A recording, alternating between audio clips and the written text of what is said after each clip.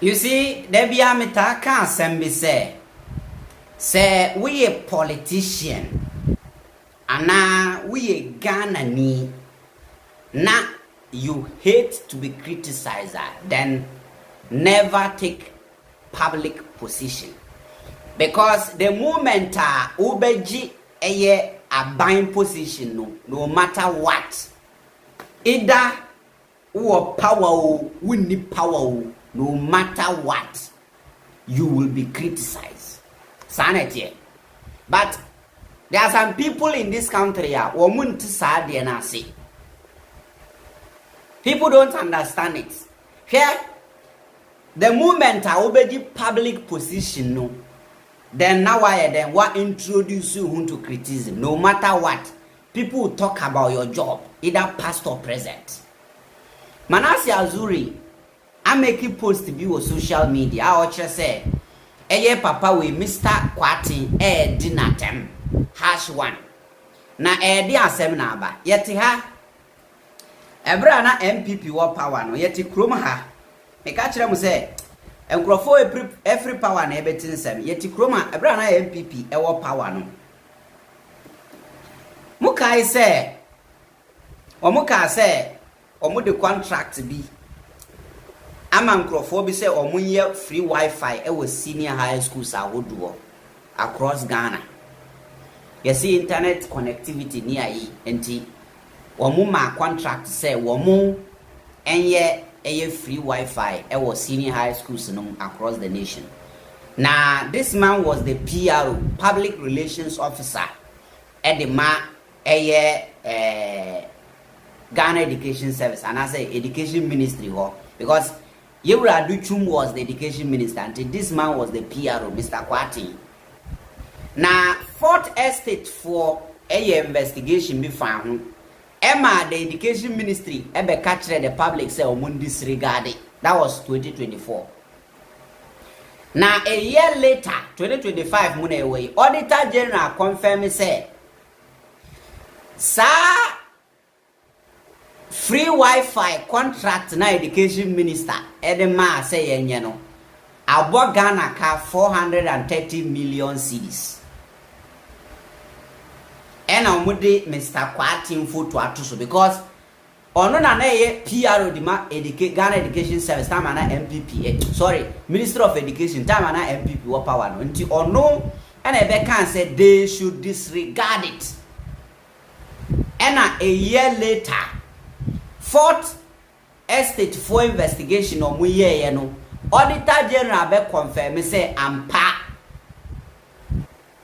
sa contract no ebo Ghana ka 430 million cedis. Na 4th estate for release sa story we two sa flyer we two with Mr. Kwati photo no Mr. Kwati say ne koko apai Waja ni buafu ose ane Manasseh Azuri ene etachiri no mugu na nimase ende ena otutu bia mane Manasseh na yenhwa de wa ha hwade. So this is what Manasseh Azuri wrote. Pay attention o. Me say enkrofo we omu sorry a ombedi boni sanso omu pese be kan wansem. Mr. Kwasi Kwati, who describes himself as a lawyer, law lecturer, and the campaign spokesperson for Kennedy Agyapong, says I am inferior. And what is my crime? Yesterday, the 4th estate published a story on the free Wi-Fi for senior high schools contract, which the Auditor General has flagged as wasteful. On the flyer, Kwasi Kwati, who was the Education Ministry's PRO, when the 4th estate published the story last year, featured on the flyer for what he said about the publication at the time and what the auditor found. And in this conversation, no, Manasseh Azuri said Kwasi Kwati and the honor spokesperson the Mayura in the Agyapong no a friend inferior just say Sebi yakasa we inferior adia esun nim faso. Kwasi Kwati on spokesperson the Mayura in the Agyapong a friend Manasseh Azuri, an investigative journalist, say we inferior. Ne hu hia Now the reason any once a fourth estate for Babe publishing story no, omu can say PRO no Ghana or PRO are not awarded ma and I say Ghana education and I say Minister of Education for PRO was Kwesi Kwati in that time. No ebe can say sa free Wi-Fi contract na mbo Ghana for ka. And an auditor general for so bad one timber confirm say Ghana for ka. Na before say we be sinu last year fourth estate for the kind of investigation the but two was say Ghana for ka. And a Kwesi Kwati ebe deny ye say nya no kre. And this year fourth estate for about one timber confirm say auditor general aye the investigation abetire say it is true about Ghana for ka worth 430 million cedis. And Enumuna we see here. He got angry at the fourth estate publication and sent all manner of messages to Evans Agyapong Manasseh, the journalist who did the investigation. He attacked me in those messages.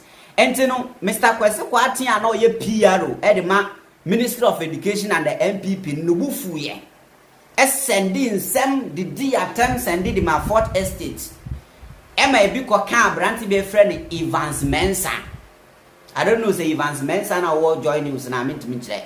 But I say journalists are all yes I investigation your friend Evans Manasseh.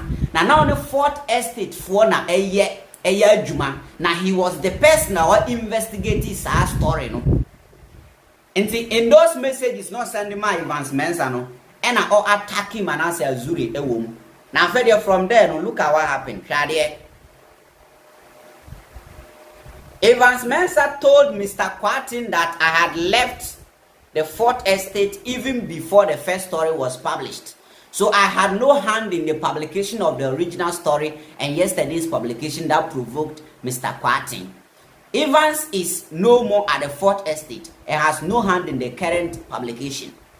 And Evans Mr. Kwati already did at time said Manasseh Zuri na oya Juma fourth estate but Manasseh Zuri are free ho only sa media house and a media publication and I say media website no they don't work anymore wa free ho and this investigation na o mu ye de betu ho fourth estate platform no so no ono Manasseh Zuri onim hu hwe and this story na one ho ani buafu a o didi na atem no ono nka ho Manasseh Zuri enka ho to why is he insulting him? And even Manasseh twice with children or say even Evans Manasseh and Ankasano on the fourth estate for Krampo and Sanya Jumabi was an Africa. The whole story new one now ya publish here and the flyer and I picture that flyer no so on Ukran Nimushi. My leaving the fourth estate is no secret. On this platform I have publicly said it more than once. If Mr. Kwati did not know, Evans told him. And Manasseh Zuri say or no free fourth estate no and ya de secret. What kind of many times Manasseh Zuri kind of many times but as a Mr. Kwati name. Despite being told that I was no longer at the fourth estate in the morning of yesterday, he issued a press statement later in the day attacking me in it and tagging me in the post. And say Mr. Kwati emu say yes we ni hobi o yes say Manasseh nya adwuma o hobi o and I was an issue den press statement and I was post social media and I was attacking women I was dinner them. Under this post I questioned why he was still attacking me for the fourth estate publications when he knew that I was no longer there. I told him such pettiness was not benefiting of someone who calls himself a lawyer and law lecturer. His response was, Manasseh Zuri, Awuni, your inferiority explains your condescending nature. You have never been able to disagree with anyone politely. And Manasseh Zuri says, I don't know how to attack me. Many fourth estate publication I hear, many mushi, many hobby. Nti then Now we are petty to me blaming me for this. Abra me munshi. Now some from lawyer. Ewana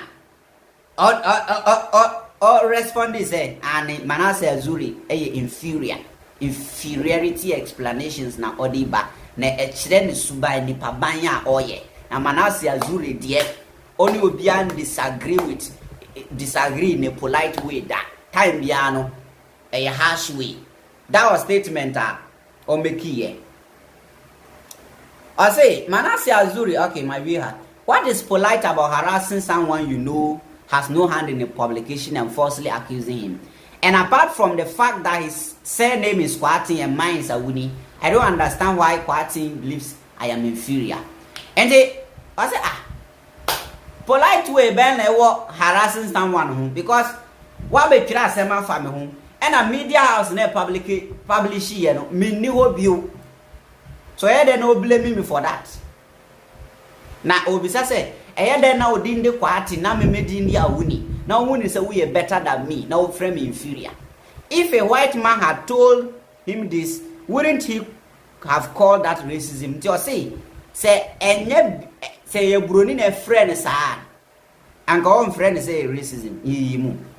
It baffles me why a lawyer, law lecturer and a spokesperson for someone wanting to be Ghana's president thinking it's okay to publicly call his fellow Ghanaian inferior just because I asked him to stop his pettiness and false accusations, even when he knew I was no longer with the Fourth Estate. Even this morning, he's still tagging me in his social media post about the Fourth Estate publication. If I were truly inferior, why does he need my name to gain traction? And the Manasseh Azuri say, lawyer to say, Mr. Kwatin, Osanye spokesperson, Eddie Makiri, the Agyapong, or person will be the president, that you know. Such a person, at me make a statement with a free no. Now, as we are talking now, Manasseh Azuri is also tagging our comment section, tagging on everywhere when the post them. No business, and I'm inferior no. Who tagging me say me inferior person be better will post that say.